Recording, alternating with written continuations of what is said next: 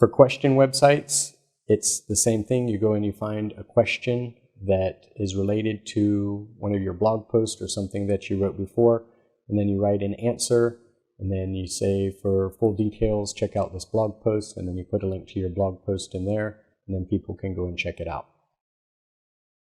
Quora is a great place to do this. I've gotten a lot of traffic from Quora. If you've never heard of it before, it's Quora.com, Quora.com. And people go there and they ask a lot of questions, and you can go on there and you can answer the question, and you can put a link or you can put a video. So it's a great way to get video views, grow a video audience using YouTube by answering the question, and all the people that are going to go and see that question and answers will see your video. If they watch the video, then they're added automatically to your audience, which is cool. You don't even have to get them on your blog to pixel them or get them to opt in. You just automatically get them in your audience just because they watched your video. That's why I love growing audiences from videos. So every time you give a helpful answer to a question, always try to figure out a way to include one of your links to your website, your landing page, your squeeze page. If you can't figure it out, don't worry. Just make sure that you have a good reputation on the forums. Make sure that people don't consider you a spammer. Keep a good relationship. Read all the forum rules. Follow the forum rules. That's important. And the very last thing on this page here, use a reverse squeeze page.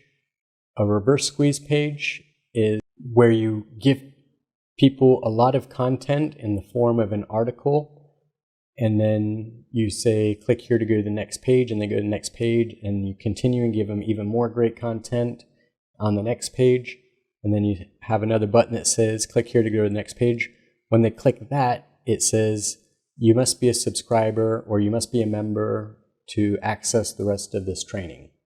And then I'll have bullet points which say all the different things that they'll learn in the training if they opt in to get access to the rest of the training. This works well for different blog post style lead pages, because when people go there, they're not expecting to see a sales or be asked to opt in or anything like that. They think that they're getting an article that's just completely about how to do something that they need to know how to do, or help with something that they need help understanding. So you do give them great advice and great content inside the first blog post page, and even better content and great information inside the second blog post page. And then when they click to go to the third page, where they're expecting to get even better content, and it says, yeah, this content is so great, you got to be a member, you got to be a subscriber to see it. And then they give the email, and then you send them to the content, or you email them the content, however you want to set it up. But that is a reverse squeeze page, where you lead off with great content and then lead them on to more great content, and then try and get them into your funnel by getting them to opt in to receive even more great content.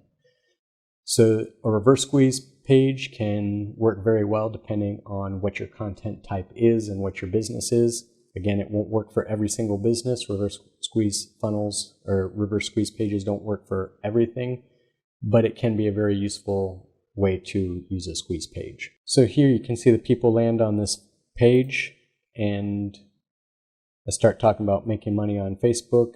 And actually on this one, I didn't give a whole lot of content to start off with. I just ask them to go to the next page, but I don't ask for anything from them. So we go to the next page. And then I start talking about what they'll need to understand and what they'll need to know. And then I break it down into 3 things that they can do.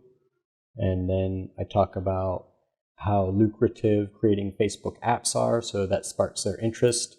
And then they go to the next page. And you must be a subscriber to access this area.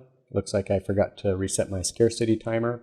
Scarcity timers can help out a lot. If people think that they only have a limited amount of time to take action on something, they're more likely to take action. This is a free WordPress plugin. You can get scarcity timers for free. So here we say, as a subscriber, you'll learn how to make Facebook apps and use them to make money, how to run Facebook ads like a boss, how to make multiple types of Facebook ads, subscribe for free, get access now. So that seems like a pretty good deal. So that's the example of the reverse squeeze page. So I'm just going to show you very quickly about Quora. So let's go ahead and jump on over there. So this is just a quick example of how I got some traffic just from one question that I answered on Quora. And this is actually like I copied and pasted a bunch of stuff from the blog post itself, so I didn't really spend much time on it, but I just copied and pasted some stuff from the blog post. And this person asked, I have 2,000 euro to invest and a lot of free time. What online business can I run?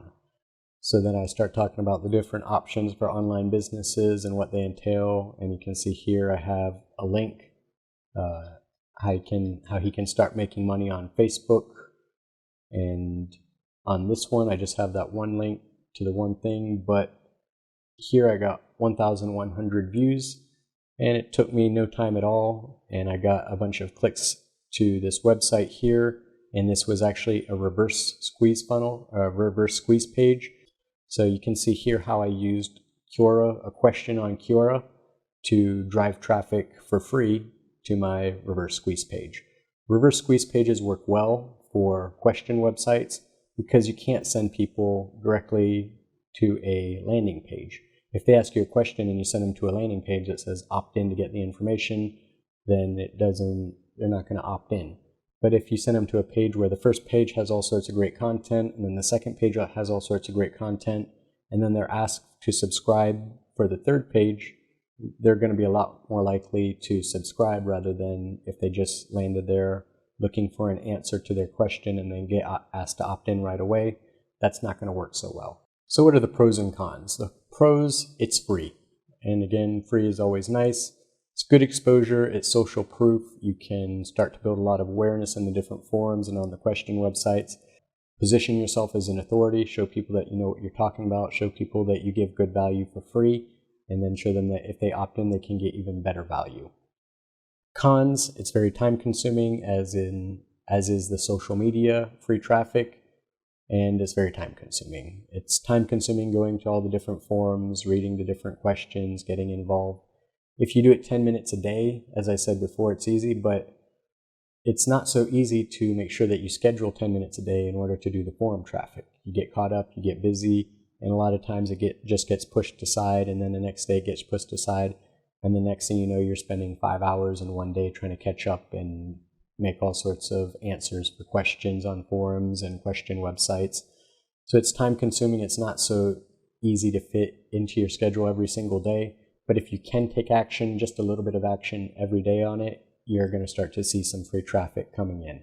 How well it converts, how well that traffic converts is difficult to say because, again, it depends on the niche, it depends on the audience. But you shouldn't expect it to convert nearly as well as your paid traffic and your high targeted traffic. So what you just learned, how to get traffic from blogging, how to get traffic from forums, how to get traffic from question websites, and how to use a reverse squeeze page with these different traffic methods to get more opt-ins. So your action items, I should say. Install Yoast SEO if you have a WordPress blog. Follow the steps to optimize your blog. Try to find forums that could provide good traffic, good targeted traffic for an audience that would be interested in your business and what you have to offer. Start to get involved in these forums. Don't try to start sending people straight from the forums to your website right away. Create a bit of a reputation first. Be helpful. Post a bunch of answers. Show that you know what you're talking about in your niche.